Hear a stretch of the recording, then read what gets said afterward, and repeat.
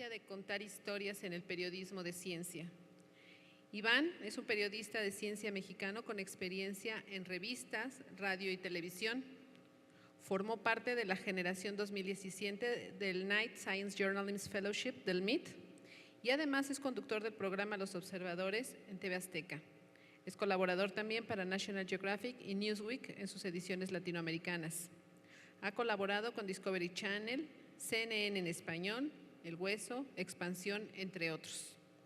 De 2005 a 2015 dirigió la revista Quo México, dedicada a la divulgación de la ciencia y la tecnología. Y este año fue el ganador del premio CONACYT de Periodismo de Ciencia. Le damos la bienvenida a Iván Carrillo.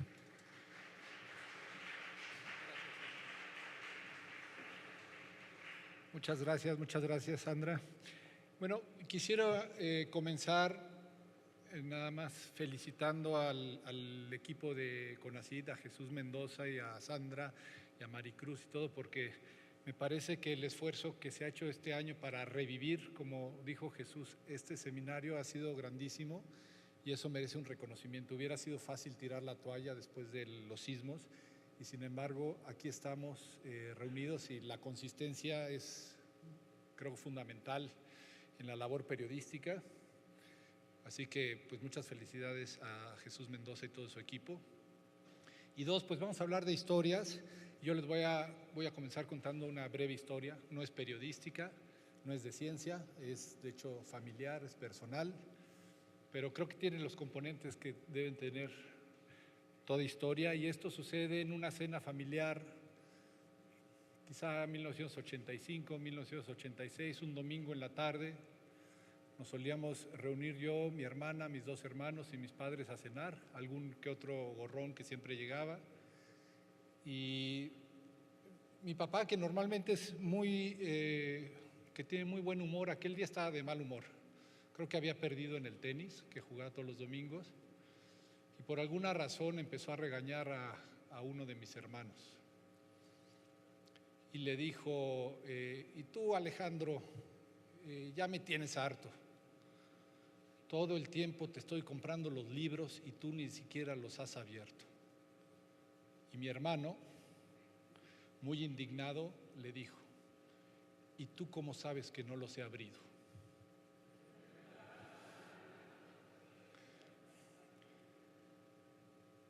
Hoy vamos a hablar de historias. Esa tiene un componente que es el humor, pero yo quiero decirles que les voy a contar mi experiencia en historias. Yo no soy un académico y hago historias periodísticas de ciencia desde donde las he entendido, que es en la práctica periodística. Y algún día me hice yo esta pregunta, porque es a lo que me dedico, y dije, ¿por qué contar historias periodísticas de ciencia? Es decir, me estaba preguntando qué sentido tiene lo que hago, ¿para qué hago esto? ¿Tiene algún sentido? ¿Por qué hago lo que hago? Y no sé en qué momento se convirtió en una charla. En realidad era una pregunta que me hacía yo legítimamente, y en la búsqueda de la respuesta decidí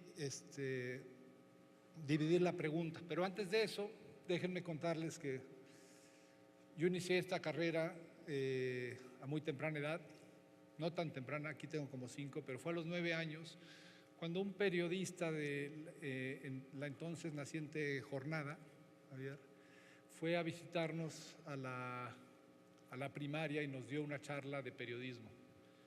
Y nos contó lo que era un periódico y de qué servía y las funciones que podían tener. Y a mí de alguna manera me impresionó lo que aquel señor, que ni siquiera recuerdo su nombre, no sé quién era, y cuando se fue, y a la semana siguiente yo empecé a hacer mi propio periódico. Es un periódico que se llamaba el 3-1, y durante los siguientes 3 años publiqué mi propio periódico escolar, con la sorpresa de muchos años después encontrarme con esta nota, que es una nota científica. Bueno, lo que se podría llamar una nota científica, hecha por ese niño que era yo. Entonces algo había en esa plática, algo hubo que tocó los resortes y que yo no sabía se terminaría convirtiendo en mi vocación. una vocación que luego siguió cuando el periódico Reforma llegó a la Ciudad de México con aires de innovación, en el cual estuve un año y dije, no quiero estar encerrado en esta redacción donde me parecía, y era mi parecer nada más, se burocratizaba el arte de contar historias. El Reforma tuvo grandes glorias, ya lo sabemos, hizo muchas cosas, pero no era un ambiente para mí. Estuve un año, aprendí muchas cosas y salí huyendo. Y casualmente un amigo que hacía un programa médico, un programa que empezaba, era un programa de médicos para médicos, se llamaba Mesa de Disecciones, así de técnico era el programa, me invitó a formar parte del staff. Así que entré en una relación con muchos médicos, con laboratorios, con investigadores, y me empecé a dar cuenta del gran valor del conocimiento aplicado, en este caso a un tema como el de la salud. Me intrigué, asistí a operaciones, empecé a leer papers, empecé a platicar con los investigadores y me di cuenta, se me abrió mi vocación, dije, esto lo tiene que saber la gente, el gran valor que tiene el conocimiento aplicado, la metodología, lo que es la ciencia, cuando encuentra un terreno donde puede salvar vidas. Y por azares del destino, otro amigo fue nombrado editor de la revista Cuo, y él sabía que yo escribía temas de salud, así que me invitó a colaborar y yo empecé a hacer muchas colaboraciones. Me fluían de manera natural cuando él me decía, necesito temas de ciencia. Esta no era la revista que él editó, pero era la que recibió. Era una revista que hacía Televisa y que tenía más bien un corte de entretenimiento con una fuerte carga de sexualidad, etc. En poco tiempo me convertí yo en el editor de esa revista y con muchos ires y venires, no hicimos muchas cosas, experimentamos, pero a lo largo de los años esa revista que hablaba de lolitas la logramos transformar en una revista, creo yo, de divulgación y de periodismo de ciencia. Algunos de los que están aquí han sido colaboradores muy activos míos y yo me siento muy orgulloso de haber trabajado con ellos, pero sobre todo me sentía muy orgulloso de lo que en ese equipo logramos hacer, que fue aprender nuestro propio lenguaje periodístico en el tema de la ciencia. Casualmente, o quizá hay que decir inusualmente, había recursos para contar historias. Los hubo durante 12 años que duró la revista, aprendimos muchas cosas, echamos a perder también muchas cosas, pero en el fondo nos dimos cuenta que había una gran posibilidad de contar historias, que la ciencia era una protagonista imprescindible de la realidad, que el desarrollo tecnológico, y lo más importante, que había una audiencia ávida de conocer y saber estas historias. Estoy hablando de esta era donde el Internet empieza apenas a convertirse en un competidor de revistas, y luego cuando mudamos las historias a Internet pudimos comprobar que efectivamente existía esa audiencia. La historia de la desaparición de esta revista, bueno, no de la desaparición, de la venta de esta marca es otra, es un poco triste.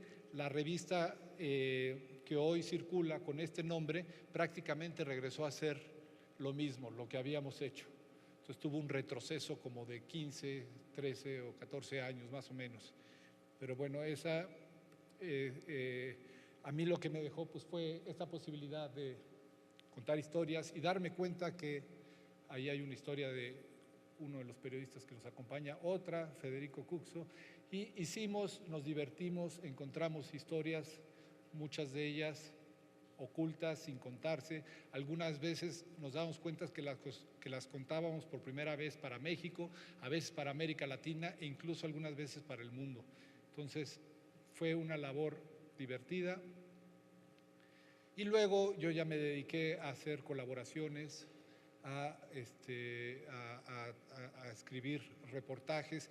Hice realidad mi sueño porque como editor, sinceramente veía yo a los reporteros, a los fotógrafos irse a trabajar, a hacer toda la planeación que habíamos hecho y se iban, y yo era lo que quería hacer, irme. Entonces, y sí lo hacía como editor, pero no con la frecuencia ni con el tiempo que quería. Entonces, una vez que salí y dejé de ser el editor de la revista, me fui y me puse a hacer mis propias historias. Esta es una que conté para National Geographic. y me empecé a divertir por mi propia cuenta, pero siempre con esta pregunta: ¿por qué contamos?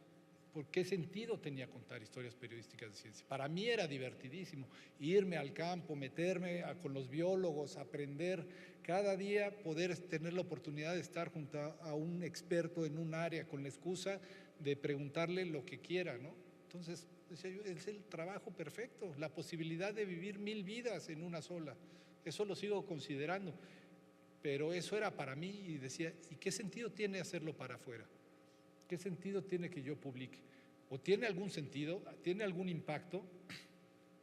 Y es una pregunta que me sigo haciendo hoy, que esto no es ningún estudio científico, pero es un buen indicador de la guerra por la atención que vivimos el día de hoy. Hasta arriba, la generación Z, 83% ve la televisión mientras usa el celular. Y ya sabemos que eso está moderado porque hemos visto cosas peores, ¿no? O sea, iPad, computadora, celular, televisión, audífonos, etcétera. Es decir, estamos ante la guerra de la atención. Una guerra en la cual Facebook hoy tiene más usuarios que los católicos que reporta el Vaticano. O sea, Facebook llegó hace poquito a sus 2.000 millones de usuarios. El Vaticano reporta 1.250 católicos en el mundo. Una guerra en donde Netflix declara que su mayor competidor es el sueño. Es cuando finalmente nos dormimos. Entonces, ante esta guerra, ¿qué sentido tiene por contar historias? ¿Todavía tiene sentido? ¿Hay algún fin, hay algún impacto posible al contar historias?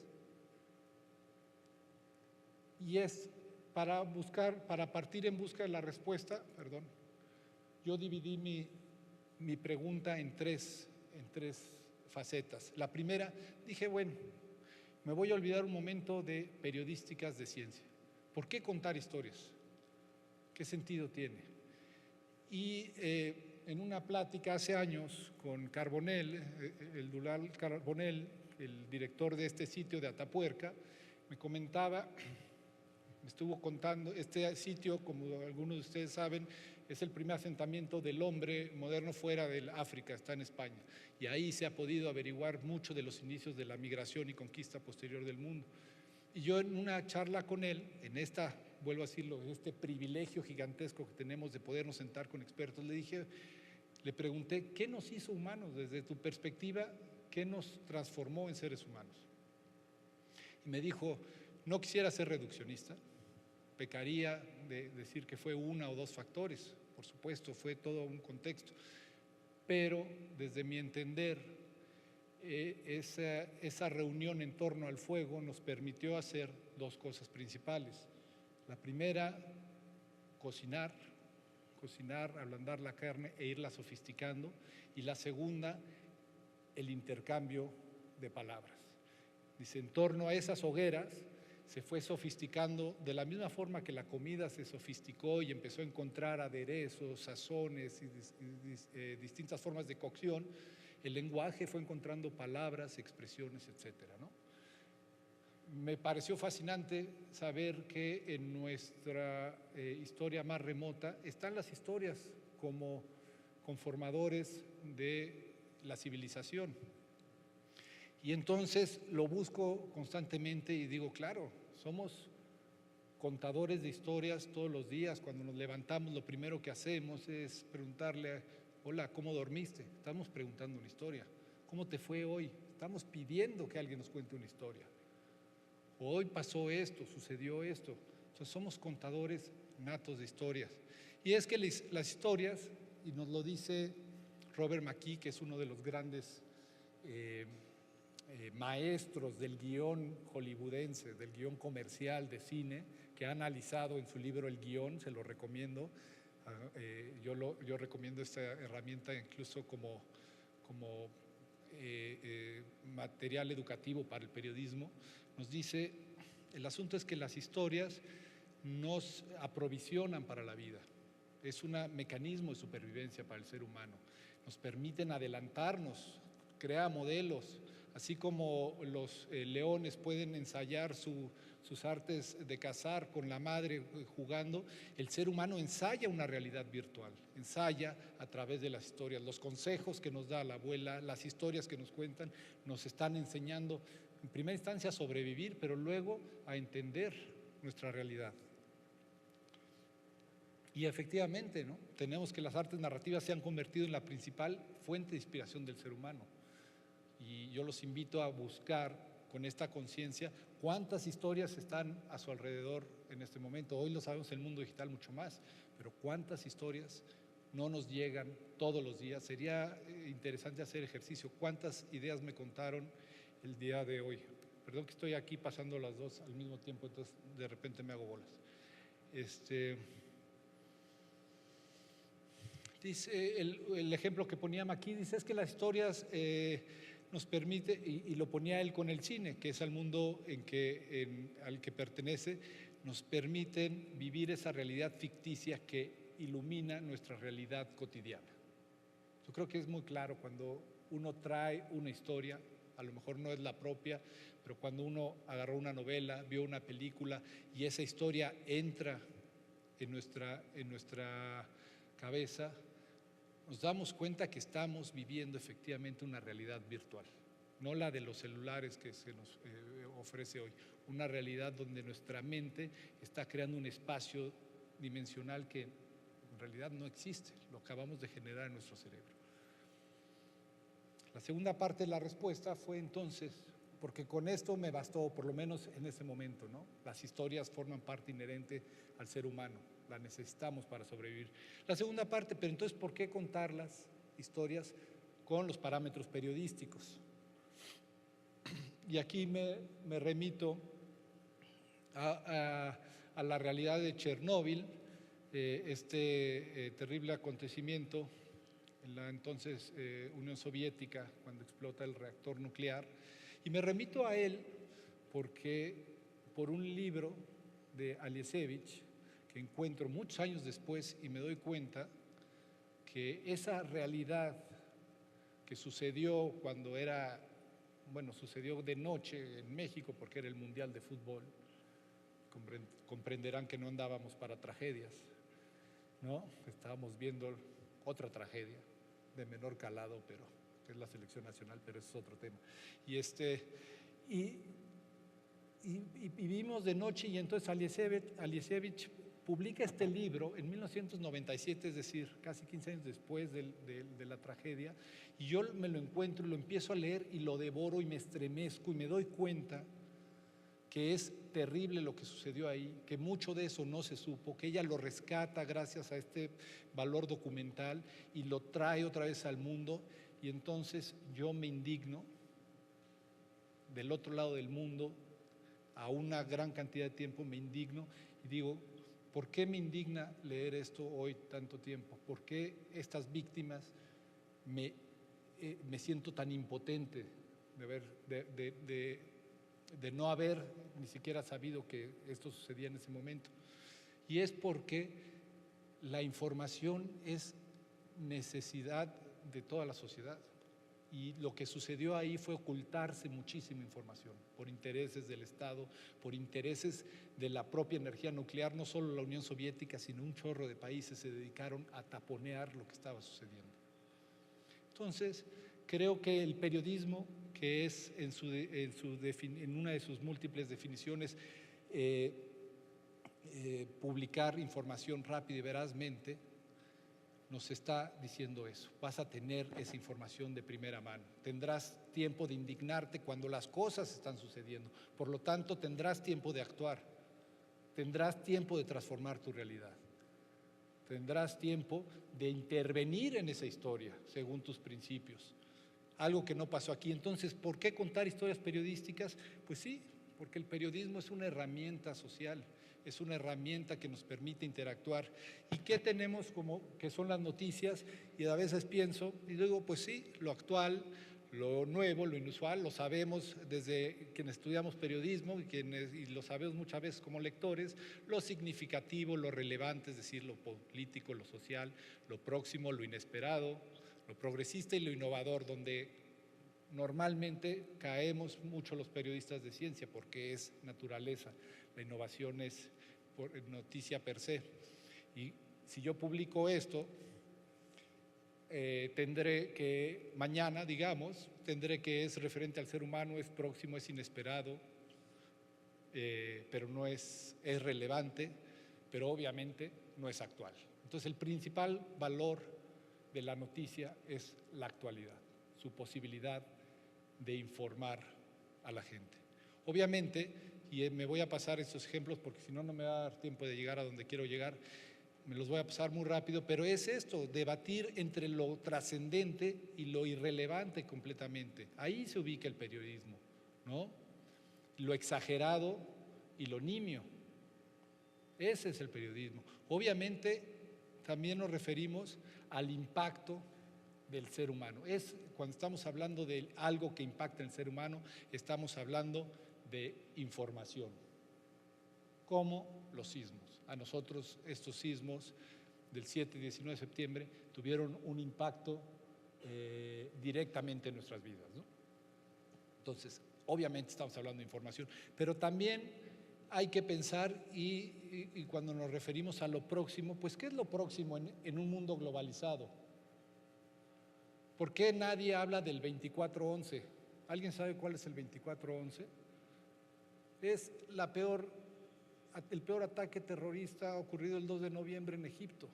Nadie se ha tomado la molestia ni de bautizarlo, como está de moda bautizar todos los ataques terroristas. ¿Por qué? Porque es Egipto, porque está allá, porque está fuera de nuestro centro, es la periferia del mundo, la periferia de las historias, a pesar de que murieron 200 y tantas personas. Y sin embargo, we love New York, porque fue el atropellamiento ocurrido, fue el 2 de noviembre el de Nueva York, y todos nos enteramos, pero también nos enteramos cuando hay un accidente automovilístico en Queens y se desbarranca.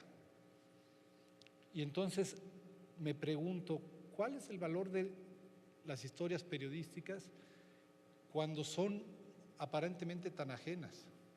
¿Qué historias estamos dejando de lado que quizás son las que nos pertenecen?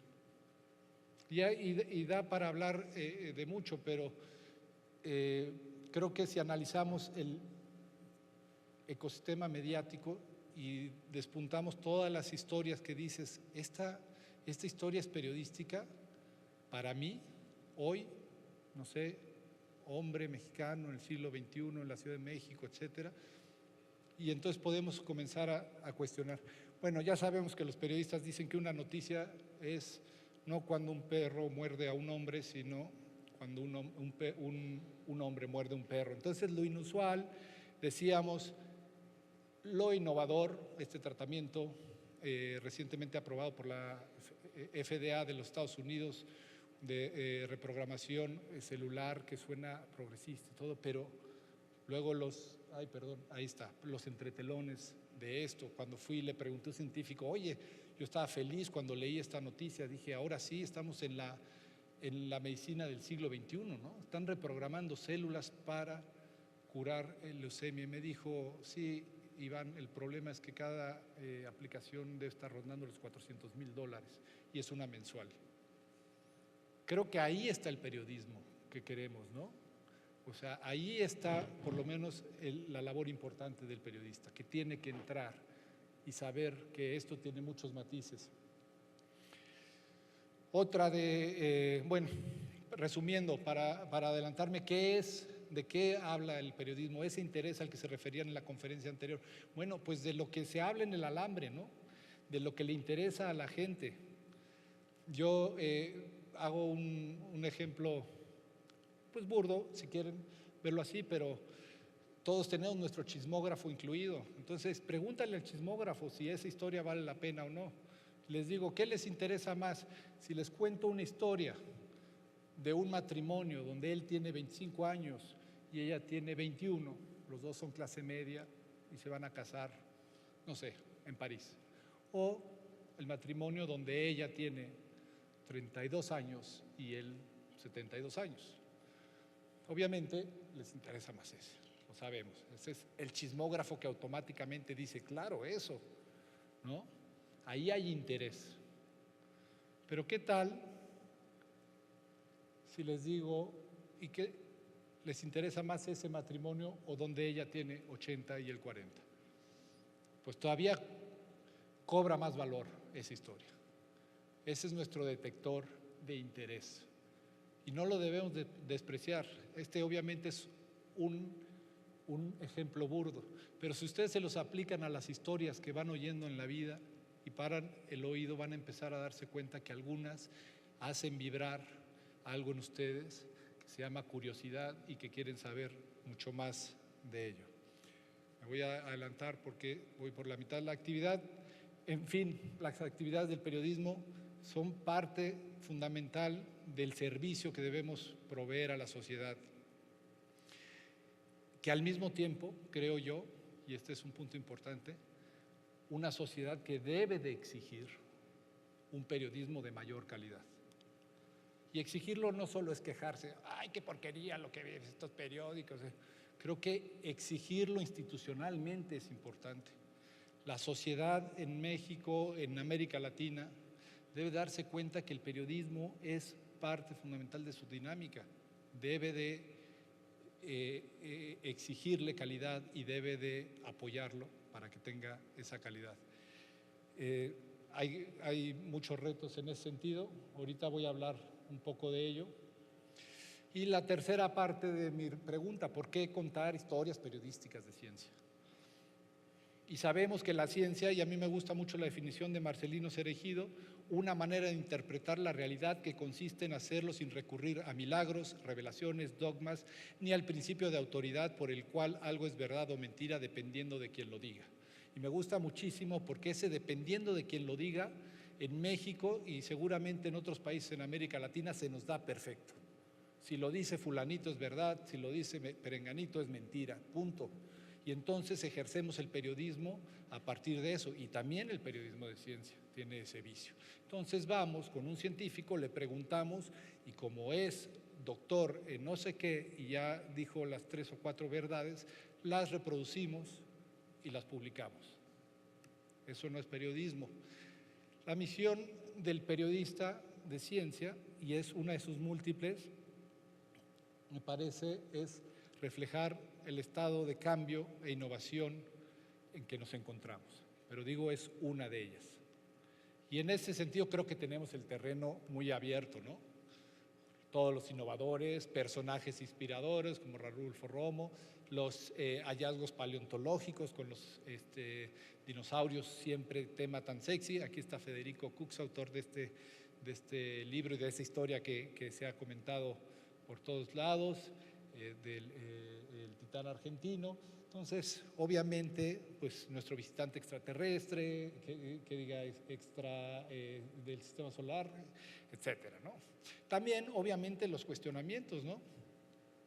Los cuestionamientos, y ahí caemos un poco, y este documento lo recomiendo, una aproximación semi-empírica a la calidad en el periodismo de ciencia. Aquí está uno de sus autores, hasta adelante, Guillermo Cárdenas, Estrella Burgos, Javier Cruz, donde me parece que hacen un panorama muy claro del deber del periodismo, porque si bien tiene que hablar sobre avances, desarrollos y descubrimientos, como así dice, estoy citando textualmente, como cualquier otro tipo de periodismo, el de ciencia debe estar atento a su realidad, describirla y explicarla, construirle una imagen y crear un marco de referencia que refleje su dinámica.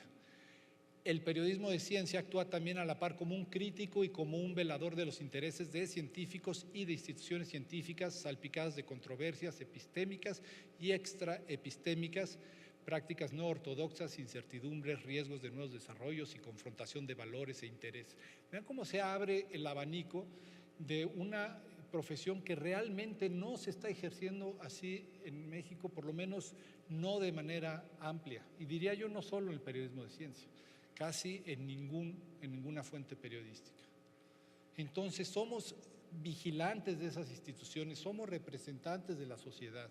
Y entonces ahí se nos abre todo un mar de historias, no solo de justificaciones de una labor, de por qué contar historias periodísticas de ciencia, simplemente porque tenemos el derecho de indagar para informarle a esa sociedad, para que esa sociedad luego pueda leer, tener información en su debate y saber cómo actuar, si es que decide actuar. Me parece que toma entonces una relevancia importante. ¿Por qué contar historias periodísticas de ciencia?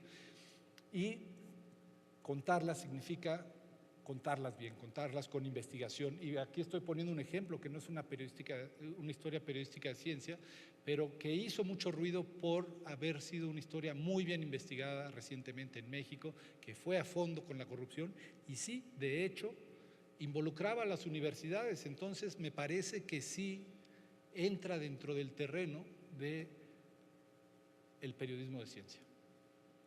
Ahí está la corrupción. Ahora, una idea que el periodismo de ciencia debe de estar cercano a esa realidad noticiosa.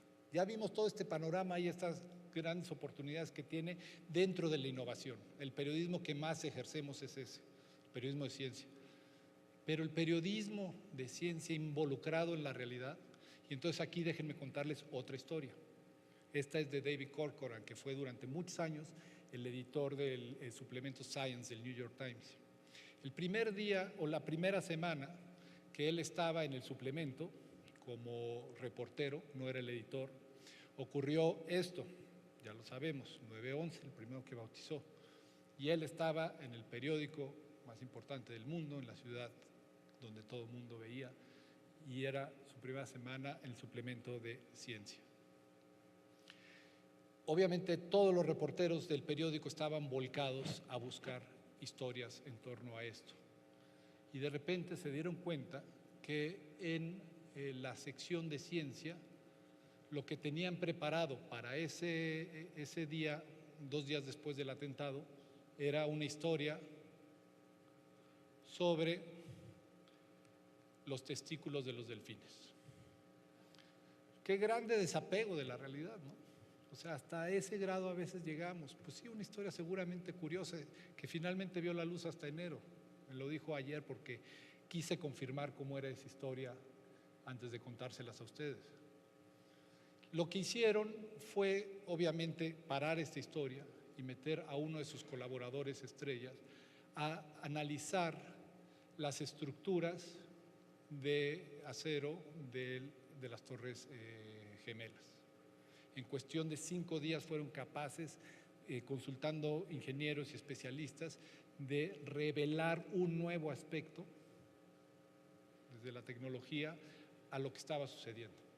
Me parece que un texto que luego ganó premios y fue, me dijo, realmente hecho en 5 o 6 días, donde pudimos ingresar a la zona con ingenieros y analizar desde el pasado de la construcción al impacto que pudo haber tenido. Entonces, el papel de la ciencia del periodismo de ciencia en la actualidad noticiosa me parece fundamental, pero además me parece que es la gran mina de historias que tenemos los periodistas. Está abierto para que contemos la crisis nuclear con Corea del Norte. Es una excusa para hablar de energía nuclear, de armamentismo, del futuro. ¿Por qué no hay ahorita grandes reportajes viendo en dónde se paró el programa de armamentismo? O sea, todo el terreno fértil que esta historia nos da. Obviamente, anticipar el monstruo de la laguna, esto lo publicamos hace mucho en Cubo, hablábamos de Laguna Verde. Nadie ha vuelto a echar una miradita a Laguna Verde. ¿Qué va a pasar con nuestro reactor? Está viejito. ¿Es un riesgo? ¿No es un riesgo? Entonces podemos anticiparnos. Mentes asesinas, se lo publicamos a la doctora Feggy Ostrowski hace años, bestseller de ciencia en México, vendió 40,000 libros, lo cual ya se considera un bestseller. Ella se volvió líder de opinión.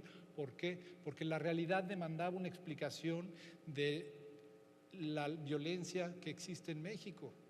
Y ella hablaba desde el asesino masivo, desde el sociópata, el psicópata, etcétera, y lo hacía con conocimiento de causa porque ha estudiado durante años en los penales de nuestro país a los peores asesinos que tenemos. Ella le llama su finísima clientela, ¿no? Entonces, ahí está otra posibilidad de explicación de periodismo científico muy amplia que tenemos. Ríos de asfalto, de Aleida Rueda, también publicado hace mucho. Un texto que lo leen hoy y es totalmente actual, con el problema de la Ciudad de México y del el rescate de los ríos. Lo publicamos hace 4 o 5 años. Entonces, seguimiento. Ay, algo pasó ahí.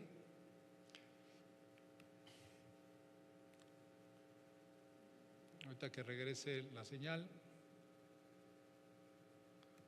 Mientras me voy poniendo al día aquí. ¿Se fue la señal?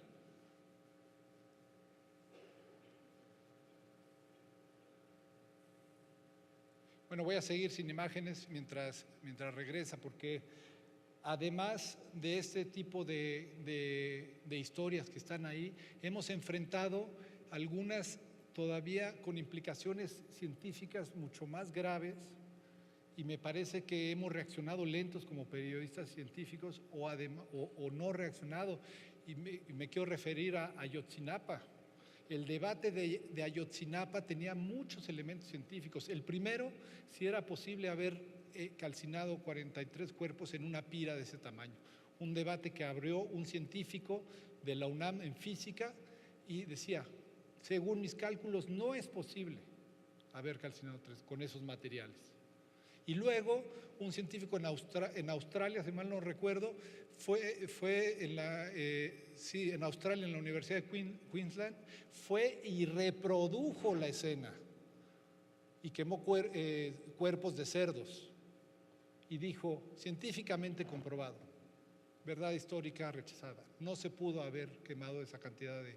Ahí está la recreación del experimento. Entonces, y además estaban las muestras de ADN, otro debate científico importantísimo que teníamos, creo yo, el deber de dilucidar ante la sociedad y decir, a lo mejor el ADN a 3000 grados no se conserva por esto. No, yo no me metí al tema, pero me parece que estaban. La educación, obviamente, nos da... La influenza, esta fue una experiencia que tuvimos entonces en la revista Q en 2009, paramos las prensas para salir con esta publicación a la calle, explicando en ese momento todo lo que podíamos saber desde una redacción con respecto a la crisis. Fue un número que incluso pues, nos permitió vivir la adrenalina desde una revista de entretenimiento, porque la tuvimos que hacer, se acuerdan que había cuarentena y la gente no iba a trabajar y la hicimos a distancia. Ahora esto se hace muy fácil, pero en ese momento era más complicado y entendía yo ese valor de participar dándole información a la gente. Fuimos los primeros que pudimos salir y publicar. No se llama La Fiebre Mexicana, ¿se acuerdan que la quería llamar así? Se estaba corriendo el rumor, entonces publicar eso pues tenía un valor, estábamos dando información. Obviamente la religión, ya no me detengo en estas cosas porque todos las hemos visto en medios. Ahora viene el Mundial de Fútbol, excelente ocasión para hablar de fisiología, para hablar de deporte, para hablar de rendimiento, para hablar de nutrición, para hablar un montón de historias que pueden hacer ahí. El medio ambiente es gran oportunidad, incluso la política internacional nos puede dar temas, ¿no? El asunto del éxodo científicos cubanos, un tema importantísimo. ¿Qué va a pasar con ese talento? ¿Qué está sucediendo con ellos en Estados Unidos? En México también están llegando. E incluso la salud mental del presidente Trump, que ya se ha discutido mucho, pero aquí alguien ya lo hizo libro. Y lo curioso es que encontró que no solo Trump, sino como 6 o 7 presidentes estadounidenses presentan rasgos de trastorno mental, ¿no? Entonces, vean esta beta de historias que tenemos y que me parece que en el ecosistema diario latinoamericano o mexicano, para hablar con el conocimiento de causa que tengo, desperdiciamos todos los días. Y los desperdiciamos porque estamos esperando que estas historias aparezcan en la sección de ciencia, en las que sobreviven, porque la mayoría de los periódicos Antes, cuando yo estaba en Reforma, lo primero que se cortaba era la cultura, porque la ciencia ni existía, ¿no? Ahora es la ciencia, cuando existe, pum, pum, le dan ahí a la sección de ciencia su recorte. Y mi alegato es: no debemos de buscar más espacios en la sección de ciencia. Debemos de buscar los espacios en todo el periódico, en la sección de deportes, en la de política, en la de economía. La ciencia nos está explicando la realidad noticiosa y somos nosotros quienes podemos llegar a ella. Pero a cambio de eso estamos haciendo esto. Y no quiero decir que no hay buen periodismo, hay excelentes historias publicadas en México, en distintos medios, con investigaciones muy serias, pero hay una generalidad que es esto. No lo alcanzan a ver, pero lo que subraya las lupitas son los atributos. Dijo, señaló, se refirió, demandó, etcétera. Vean esa nota, que es una que agarré al azar, es una nota de salud, le quité el título y señalé los atributos. Y vean, eso es periodismo: ir y preguntarle a alguien que nos diga qué hace o qué significa, y luego ponerle dije, dijo, dice, y no es, sinceramente, y no vamos a exculpar a nadie, porque uno diría, pues sí, está muy chafa el periodismo en México, ¿no? Somos los periodistas tan malos como para hacer esto, y luego hay que comprender que no es así. Se está viviendo en un sistema que también orilla al periodista a trabajar así. Un periodismo donde se junta el lavado con el planchado, y yo en mis indagaciones, que son meramente personales, con amigos, colegas, les hablo y les pregunto, me he encontrado periodistas que cubren 6 fuentes. ¿Puede alguien cubrir 6 fuentes periodísticas? O sea, es un absurdo. Que se le exige de 6 a 8 notas diarias. ¿Puede una mente abarcar esa información? Pues claro que no. Por eso se hace ese periodismo, por eso se busca una declaración que pueda publicarse. O sea, estamos viviendo un problema sistémico del periodismo. Y yo decía, y obviamente lo digo en tono irónico, entonces la buena noticia es que nuestro idioma es muy rico. Entonces tenemos muchos atributivos, ¿no? Manifestar, expresar, hablar, declarar, exponer, comunicar, etcétera, ratificar, interrogar. O sea, si vamos a seguir haciendo ese periodismo, pues ciñámonos a esta lista y se acabó. O tenemos la opción de transformarnos y desde lo que nos toca presionar y apuntar por la originalidad. Es uno de los componentes que tiene que tener el periodismo y cualquier historia si quiere realmente llegar a otro nivel de la conciencia de los lectores o consumidores. ¿Y por qué pongo esta imagen? Porque creo que todos la vimos y sabíamos que expresaba perfectamente el fenómeno Trump cuando lo publicó. Son 2 imágenes, es una imagen que de golpe nos dice todo el comienzo de una era, porque además nos trae todo nuestro bagaje informativo con respecto a una tormenta solar, al calentamiento global, a la destrucción del planeta, etcétera. Una maestría, sí, la originalidad es eso. Déjenme decir, la definición es otra vez de Maquis. La originalidad es la confluencia del contenido y de la forma, de una singular elección del tema, además de una forma narrativa única. Muy bien descrita desde mi perspectiva, ¿no? Entonces, ¿cómo encontrar originalidad en nuestras historias? Lo primero, creo yo, y lo vimos ahorita con el ejemplo de Datamares, la investigación. Ninguna historia va a revelar de primer momento sus verdaderas implicaciones, su ángulo original. Si no hay investigación, no tendremos jamás la posibilidad de presentar el ángulo original. La segunda, la objetividad. Obviamente, la objetividad que podemos alcanzar los seres humanos. Sabemos que no existe esa objetividad, pero sí esa posibilidad de actuar haciendo un balance, actuar jugando limpio, siendo justos, con un sentido de justicia, del equilibrio que sabemos que tenemos. La tercera, las fuentes, saber que no todo es lo que ocurre en Twitter, ¿no? Utilicemos Twitter y Facebook todos como pistas, pero no es lo que ocurre. Y aquí, bueno, retomar como periodistas aquel hecho de presenciar los hechos. Si no se acude al lugar de los acontecimientos, no estaremos reportando. Y más adelante les voy a enseñar un sitio que podría premiar de sobremanera esa posibilidad a los periodistas. Es la buena noticia que les traigo. En definitiva, ¿qué necesitamos los periodistas para no caer y cubrir esas 5 o 6 fuentes? Pues estar equipados, ¿no? Aquí les ha de sobrar la banderita, pero estar equipados para poder salir, y equipados significa historias planeadas, organizadas con nuestro editor, con recursos para contar la historia, con el tiempo necesario. Si no, yo no creo que se puedan hacer historias, y va a seguir siendo muy frustrante para todos los colaboradores, para todos los colegas, intentar contar historias, porque no están las condiciones dadas.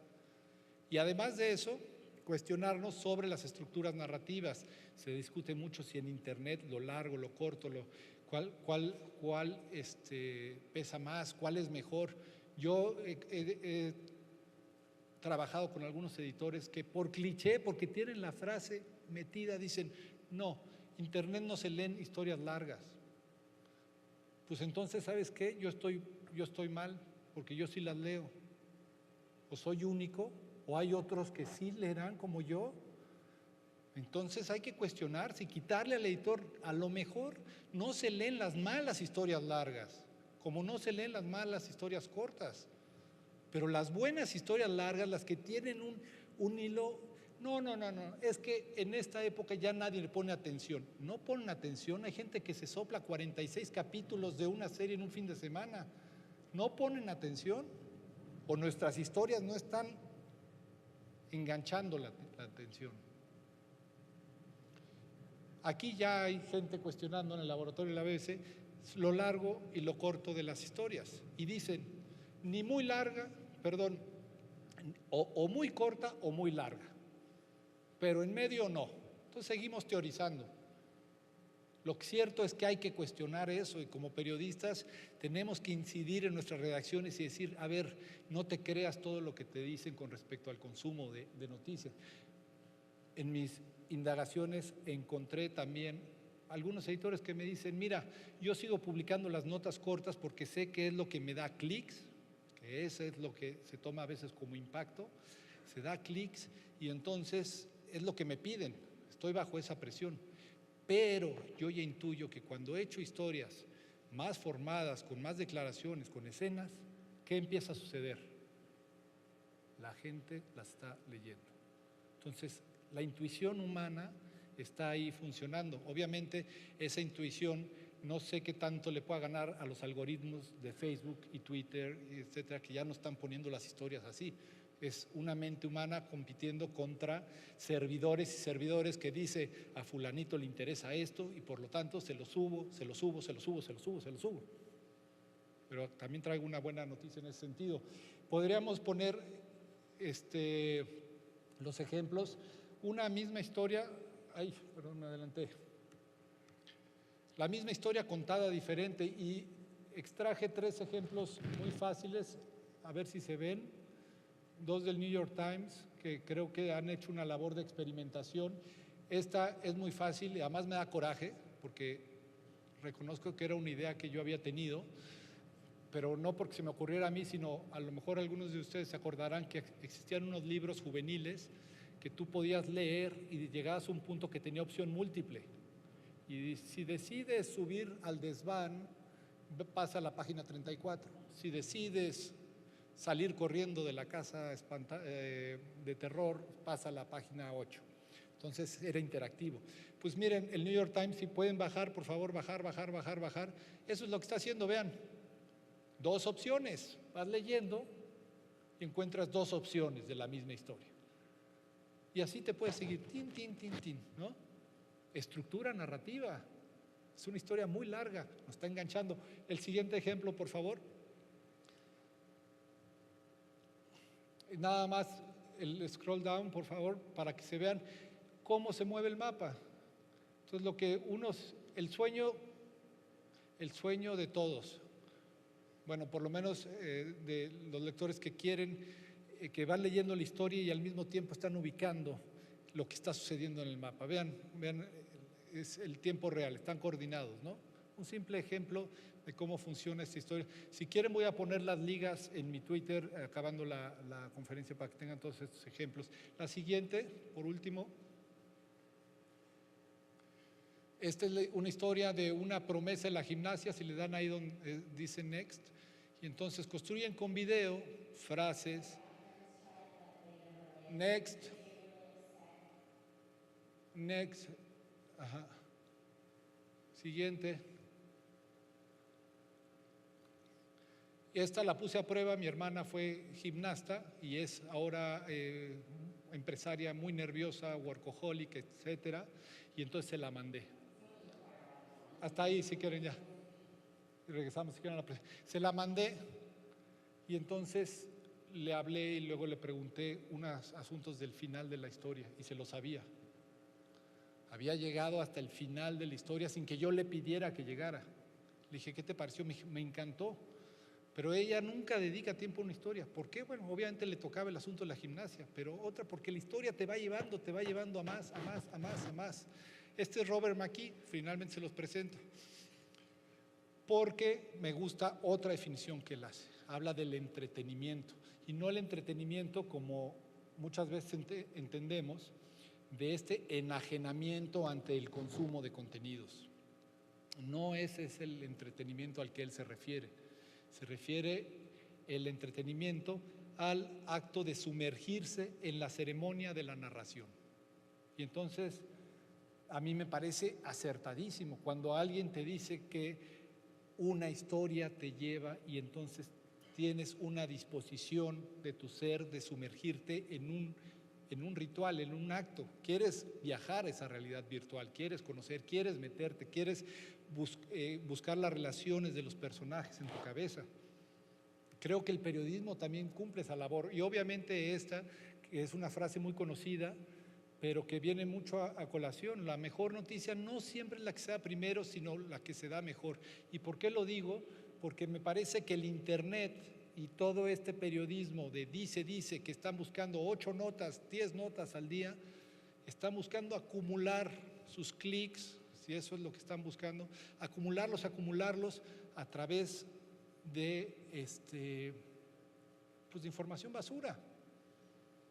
Diciendo, llegué primero, yo me llevé primero la declaración, aunque sea la misma que va a dar el otro, y estando ahí, y quizá darla mejor con todas estas estructuras narrativas, tenga mucho mayor recompensa en el periodismo. Habría que poner a prueba a los medios, pero en mi experiencia sí, por lo menos en un par de las historias que he contado, pero antes les quiero dar los últimos consejos que los obtengo de Patricia Highsmith, y ella los da para la escritura, pero a mí me parecen valiosísimos para el periodista. Y el primero es el que más me gusta porque dice, objetivo, la diversión. La primera persona a la que debes complacerte es a ti mismo, y lo creo ciertamente. Yo por eso salí corriendo del Reforma. Dije, esto es sufrir, yo aquí no puedo estar, o sea, perdón, yo sé que la adrenalina la aman muchos periodistas, pero a mí no la soportaba. No la soportaba, tengo otra alma, más documentalista si quieren, lo que no me hace peor periodista. Quizá Telma Gómez, que es una colaboradora con la que he trabajado muchos años, una excelente periodista, cuando le pregunté por qué lo hace, por qué hace lo que hace, también me dio una respuesta que me gustó mucho. Me dijo, alejarme del aburrimiento es una de mis máximas en la vida. Y claro, es que ser periodista es muy divertido, ¿no? Pero además dice Patricia Highsmith, y regreso a ella, para detectar una historia. Y esto ya supongamos que tenemos el tiempo, los recursos, la planeación. Entonces, ¿cómo nos vamos a detectar esa historia? Y dice ella, los gérmenes de una idea pueden ser pequeños o grandes, sencillos o complejos, fragmentarios o completos, quietos o móviles. yo lo reconozco gracias a cierta excitación que siento enseguida, la misma que produce una sola línea de un poema. Entonces, creo que si abrimos nuestros sentidos, si estamos sensibles a lo que está pasando, como cuando les platicaba el chismógrafo, por eso les digo que es mucho más burdo, obviamente ella lo dice mejor, pero cuando sentimos esa excitación de esa historia que está llegando a nuestros oídos, a nuestros ojos, algo nos está indicando que ahí debemos escarbar como periodistas.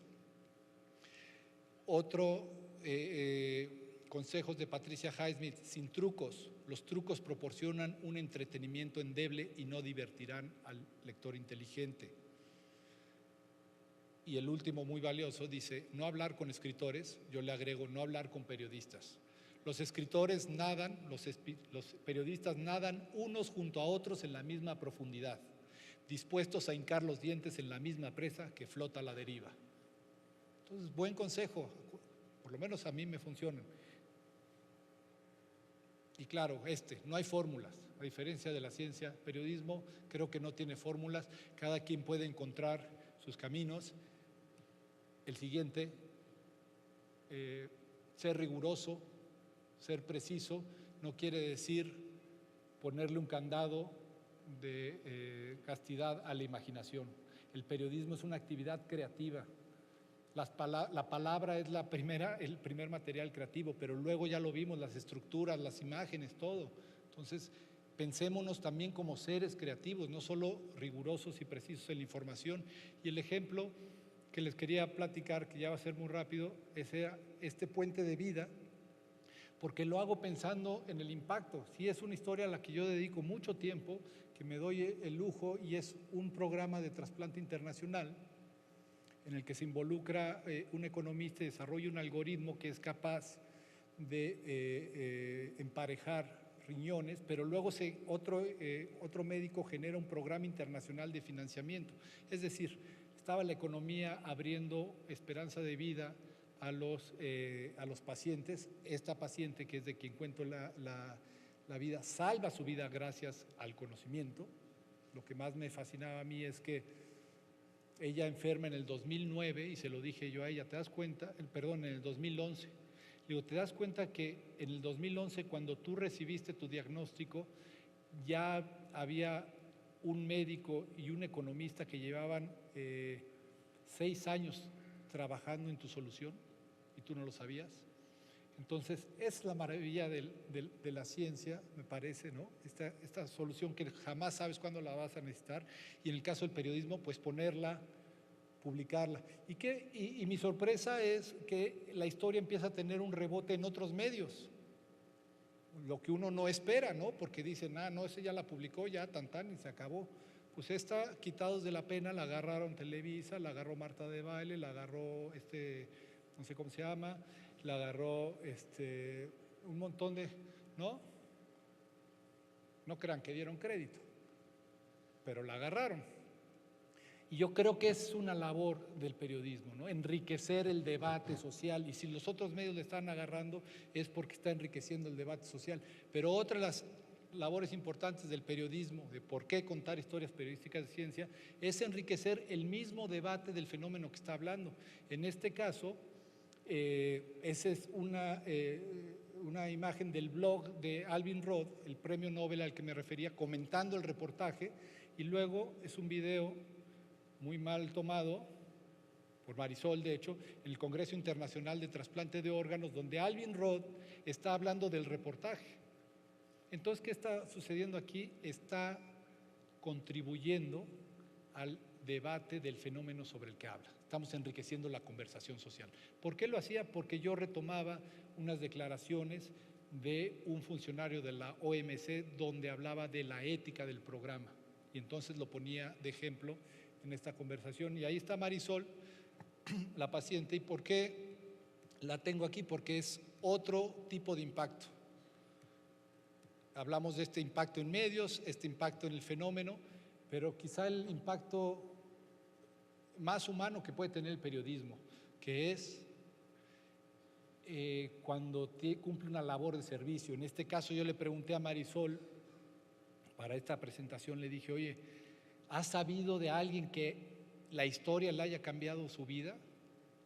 Y me dijo, 3 personas. Y entonces me contó 3 anécdotas donde las voy a leer como me mandó ella el correo. Dice, la de una mujer del norte que recién fue mi trasplante, me buscó por las notas que salieron y me dijo que ella necesitaba un trasplante, pero ni siquiera tenía una institución que la atendiera. La guié desde que tenía que buscar un instituto para tener su expediente completo, y ella ya se trasplantó de donante vivo. No sabía que había esa opción. Diego es un niño de 12 años. Me buscaron sus papás después de ver el caso en la tele. Él tiene insuficiencia renal grado 2, es decir, aún no está en diálisis. Me adelanto un poco. Hablando con ellos, vi con mis doctores si se puede empezar a buscar donante compatible, lo que antes no se aconsejaba. Diego va a llegar al trasplante en mejores condiciones y con el tiempo a favor. Y por último, dice, Carla acababa de empezar hemodiálisis en Mérida y cuando vio mi caso le preguntó a su doctor por qué no le había hablado de trasplante, y el doctor le dijo que esa era una opción para más adelante. Ella me buscó y empezamos a hablar y le dije que entre más pronto se trasplantara, en mejores condiciones llegaría a su cuerpo. Su doctor, bueno, el caso es que le da largas, al final consiguen que le hagan las pruebas a la hermana y este mismo mes, o sea, ya debió ocurrir el trasplante, porque esto fue hace 15 días, ¿no? O estará por ocurrir. Entonces, es el impacto cualitativo que puede tener el periodismo. ¿Por qué contar historias periodísticas de ciencia? Porque también puede tener un impacto cualitativo, no solo masivo, no solo de grandes titulares, puede estar incidiendo en la vida de las personas. Por último, la buena noticia que les traigo, que para mí el fenómeno de las fake news es quizá lo mejor que nos puede estar pasando como periodistas. Porque el gran atentado de esto es a la credibilidad, y de lo que vive un periodista es la credibilidad, es de la reputación que es capaz de crear. Lo que vive un medio es de la reputación que puede crear. Si hoy sabemos que hay un sistema dedicado a mentir orgánicamente, construir esa reputación puede ser el mayor activo de un medio y de un periodista, el mayor activo, y construir esa reputación obviamente implica regresar a los valores originales de verdad, precisión, independencia, equidad, imparcialidad, humanidad, etcétera. Aquí hablamos. Pero también, y ante el fenómeno de las fake news, que ustedes saben que no es un fenómeno nuevo, es un fenómeno que lleva desde que el hombre es hombre, inventando rumores, etcétera, pero hoy potenciado por la tecnología. Y hoy la tecnología nos provee de una herramienta que es blockchain. Ustedes blockchain han oído de esta tecnología, que es la que está detrás del Bitcoin y de todas las criptomonedas, una tecnología de verificación que en términos concretos lo que han dicho los expertos es un descentralizador de la confianza. Así como Uber descentralizó el poder de los taxis y así como Airbnb descentralizó el poder de los hoteles, blockchain podría estar descentralizando el papel de los bancos y el Estado como intermediario en nuestras transacciones financieras. Muy bien, eso está del lado de los banqueros. Yo hoy decía que hoy el director de un periódico de los años 90 le podría decir a los banqueros, ya ven, para que vea lo que se siente.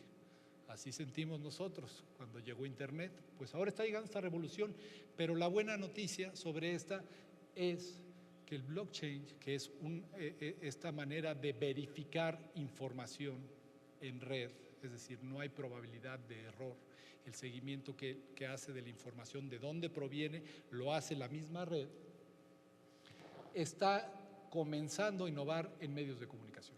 Ya existe, de hecho, el primer medio de comunicación.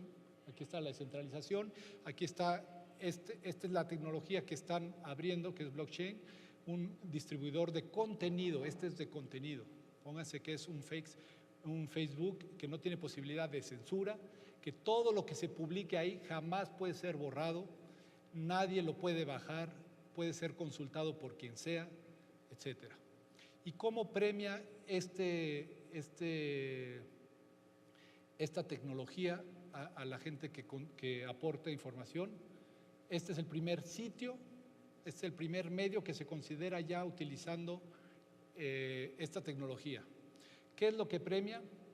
La alta reputación como generador de contenido. ¿De qué contenido? Del que sea, periodismo en cualquiera de sus formas, si quieren. ¿Y cómo lo paga?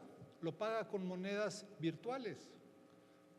La información, digamos, yo subo un artículo, un video que tiene estas características y empieza a circular por la red. Todos los beneficios de ese artículo, es decir, si es citado, si es retomado, si es copiado, si es compartido, etcétera, están en la cadena de seguimiento de los bloques. El sistema sabe que toda esa información partió de mí. Por lo tanto, podrá retribuirle automáticamente ese dinero. Es el futuro de los medios. Quien está haciendo esto dice que en 5 años esta tecnología estará en boga. La apuesta es grande, ahí están recaudando, quedan 2 días para recaudar ese público, no llevo comisión, pero imagínense Datamares haciendo esto, toda la información que ha generado Datamares y que ha sido citada y que ha sido con un afán de promover la ecología y la pesca, de pronto se encuentra con que un sistema se lo está pagando automáticamente con criptomonedas.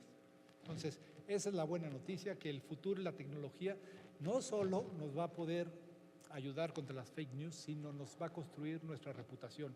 Está llegando al grado que las GoPro, ya saben, estas camaritas que han creado toda una tendencia, están ya pensando seriamente en ligar la tecnología de blockchain a sus cámaras de forma que no puedas separar el momento en que documentaste, el hecho, ni el lugar.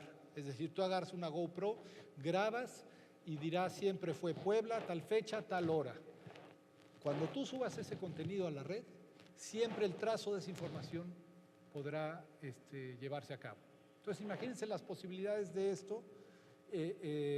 Cuando tú podrías monetizar el video que hiciste con esa. Entonces, ahí se las dejo, sobre todo a los estudiantes. Esta tecnología está saliendo, creo que es nuestra gran oportunidad como periodistas. No habrá opción de no contar las historias, no contarlas libremente en Internet. Y me pasé varios minutos, pido una disculpa y muchas gracias.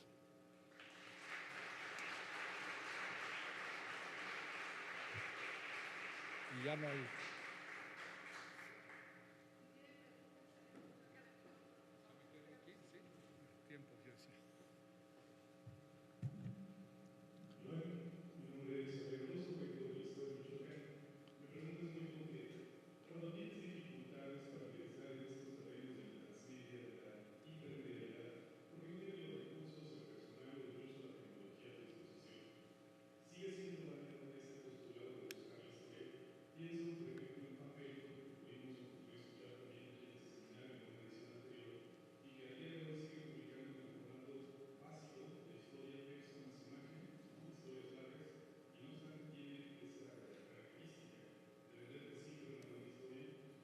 Enseguida el tema de ciencia. ¿Qué pasa si tus recursos no te permiten justamente ingresar a estos esquemas? ¿Hacia dónde lo moverías? ¿Cómo privilegiarías una opción u otra? ¿Puedo complementar? Porque sí. Va de la mano. Justo eso es a lo que iba. ¿Qué ocurre en los medios tradicionales? Me queda claro que estás planteando incluso un cambio de paradigma en la forma en cómo se produzca y se presente y se entregue la información. Los medios tradicionales educaron de cierta manera a sus públicos. Me queda claro que ahora las juventudes buscan y tienen estas posibilidades infinitas en la red. Pero ¿qué dirías acerca de los medios tradicionales? ¿Hablaríamos también de educar al público, a los nuevos públicos? Bueno, con respecto a la primera, yo creo, mi apelación no es necesariamente utilizar las tecnologías digitales. Las tecnologías están ahí y están para facilitarnos la existencia.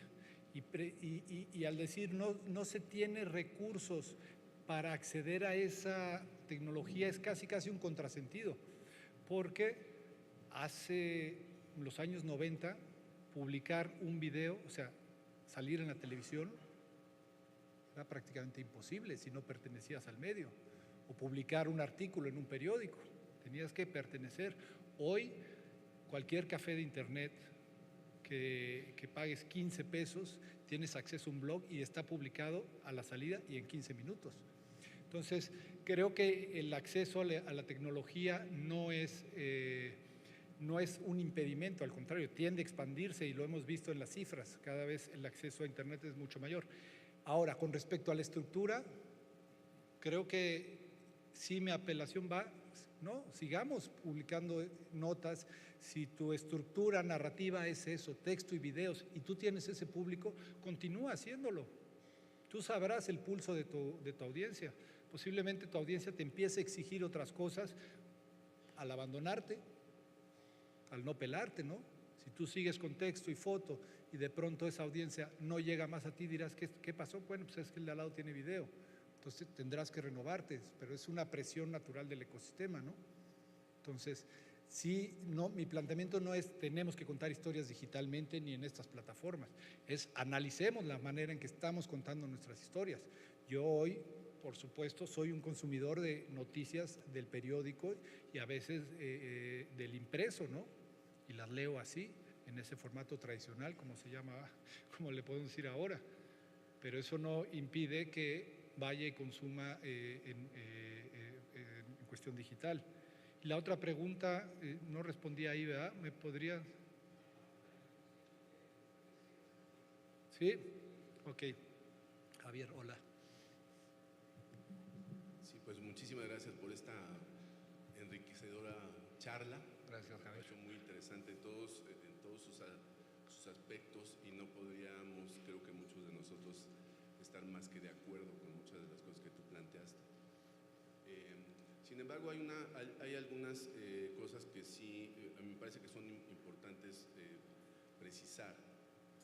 Una de ellas es que siempre que hay una tendencia, o yo percibo una tendencia generalizada a relacionar, cuando se está hablando de contar historias, relacionarlo con géneros periodísticos específicos.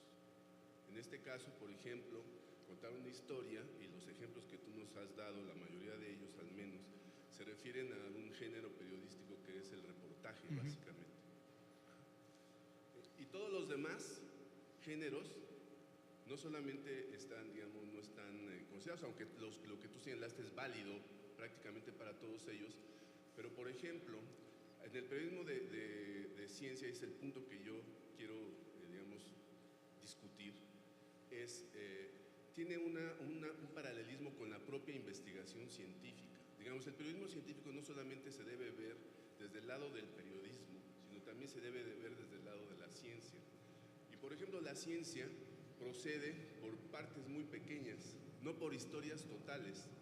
La historia total es el paper, que finalmente se publica, pero está construido por piezas cotidianas, que son los datos, como nos decían en la charla anterior, pequeños datos que por sí mismos no lo contienen todo, pero que son piezas sin las cuales no habría todo lo demás.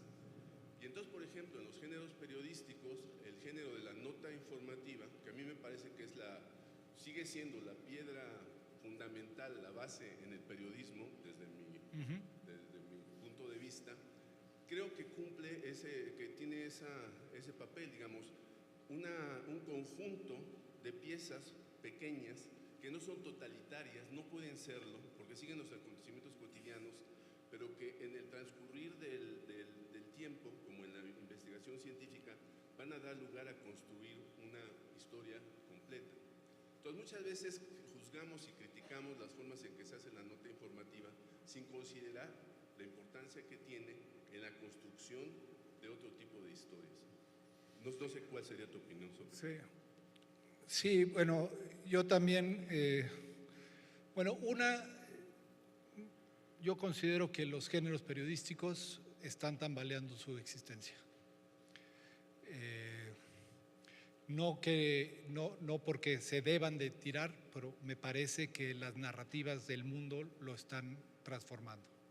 O sea, géneros tal cual como los hemos conocido ya hemos visto transformarse con nuevos formatos, con nuevas formas de… Pero no tendría por qué ahorita formar parte de esa discusión. La nota me parece que tiene la plasticidad perfecta para contar una historia tan rica como la cuenta un reportaje. Siempre y cuando partamos en busca de una historia. De hecho, yo consideré que la nota debe de contar una historia, no repetir un dicho. Y alguna vez alguien me decía, pero oye, en una nota de 400, 500 caracteres, ¿es posible contar una historia? Y yo decía, bueno, si he leído twitters que nos cuentan historias completas en 140 caracteres. Entonces, sí creo que es más bien un ejercicio, no es un asunto del género, sino de un asunto creativo o innovador, o como vimos, de tiempo. Pero además, en esa construcción que me parece muy interesante, que planteas de la nota como una pieza única de un momento especial de la ciencia, tenemos que pensar que las tecnologías también nos están dando esa oportunidad de aglutinar notas en las que el lector puede acudir e ir y repasar toda la historia. La más fácil es el buscador que dice otras notas relacionadas, y entonces leemos una entrevista y luego vemos otra entrevista, el hallazgo, etcétera, y todo lo que relaciona el buscador automático del periódico o del sitio. Pero de hecho ya hay quien lo está haciendo sistemáticamente. Por ejemplo, en Estados Unidos, y aquí no voy a decir el nombre del periódico porque no me acuerdo y no quiero equivocarme, pero lo que hicieron para precisamente decir, a ver, no podemos seguir cayendo en el juego de Donald Trump y todos sus tweets, ¿no? Su máxima era, haz del escándalo un hecho. ¿Cómo transformamos estos escándalos que lanza con cada tweet en un hecho periodístico? Y entonces lo que hicieron fue, cada Twitter lo iban aglutinando en una base de datos consultable, y cada uno de los temas que tocaba en los tweets estos esquizofrénicos, iban y hacían una nota con un especialista refiriéndose. Entonces iba creando una doble base de datos, ¿no? Donde el tweet quedaba ligado a un contenido de mucha calidad comentado por un experto y el impacto que tenía, etcétera, ¿no? Entonces creo que ahí hay una gran oportunidad, por ejemplo, para reflejar los procesos que tiene la ciencia, ¿no? Entonces, ¿y qué género le pondríamos a eso? ¿Cuál es el nombre de ese nuevo género? ¿No? Porque hasta no lo sabíamos, bueno, no sé, le podríamos inventar uno, ¿no? La columna tuitera o algo así, pero a eso me refiero cuando creo que estamos transformando incluso, o sea, la cantidad de información y las formas que nos estamos informando están cambiando incluso cosas que parecían tan inamovibles como los géneros periodísticos. No sé si respondí. Gracias, Javier. Iván, buenas tardes. Violeta Meléndez, el diario NTR de Guadalajara. Y un par de cosas nada más. Por un lado, bueno, como platicarte, por ejemplo, yo pues me dedico mucho a la nota diaria, ¿no? Hago reportajes de muchos temas ambientales, pero sobre todo cuando son coyunturas de obras, etcétera. A mí yo le doy mucho peso a los documentos, por ejemplo, a investigaciones previas para pues cotejar lo que se está haciendo con los resultados que ya hay, ¿no? Sobre ese tema. A veces pues consulto especialistas, algunos a veces ya no, porque ya tienen posturas como muy digamos a veces hasta radicalizadas, y digamos para mantener un poco la objetividad como que busco eso. Pero quería preguntarte, ¿tú qué recomiendas como en cuanto a técnicas, fuentes para la nota diaria, precisamente para empapar las páginas diarias del periódico con mayor, digamos, con fuentes de ciencia como más rigurosas? Eso por un lado. Y por otro lado también, bueno, yo leí tu reportaje sobre el tema de la pérdida o el empobrecimiento del acervo genético del agave tequilana Weber, y se me hacía muy interesante, y sobre todo este tipo de temas que no son a veces tan comentados, que pues la gente a veces no tiene como muy claro. Quisiera que me contaras un poco cómo le hiciste, por ejemplo, para abordar el tema, es decir, para empezar y para ir entrelazando esto que tú comentas, que va desde la historia, la evidencia científica, etcétera, para poder, digamos, para tomar también este ejemplo y poder meterlo digamos, digamos, por ejemplo, en periódicos, ¿no? Que no sean estas revistas pues más especializadas de ciencia. Bueno, como me piden que sea breve, te voy a responder las dos preguntas en una. Cuando hice el reportaje de Agave tequilana, todas las pistas y mis entrevistas y todo me llevaban a hablar con la doctora Valenzuela, la gran investigadora de agave tequilana en México, tú lo sabes. Y yo ya había hablado con Rodrigo Medellín, que proponía que con este sistema de bat friendly iba a poder repolinizar el agave tequilana, etcétera, ¿no? Entonces, y no había duda en el entorno, a todo el mundo quien yo le preguntaba estaba convencido de esto y lo otro, y cuando llegó el punto del reportaje, que dije, bueno, voy a hablar con la doctora Valenzuela porque yo estaba convencido que me iba simplemente a confirmar lo que decía Rodrigo Medellín, de claro, ¿no? Esta es la panacea y si dejamos florecer el agave tequilana, se polinizará y salvaremos el tequila. Lo primero que me dijo, mira, Iván, yo ni tomo tequila, ya, porque es una porquería de todos los químicos que le echan, y dos, nunca, jamás será polinizado de nuevo. Entonces, ahí te contesto en el sentido de tu pregunta, busca a la contraparte científica. Si quieres enriquecer esa nota, pues busca su contraparte. O sea, los científicos no están absolutamente de acuerdo en todo lo que estás haciendo. Entonces, si tú traes una nota y ya compraste que su estudio es esto y esto y tal, bueno, busca la contraparte. ¿Quién piensa lo contrario? ¿Y quién está en contra? Y creo que ya, ¿verdad? Pues muchas gracias a ustedes.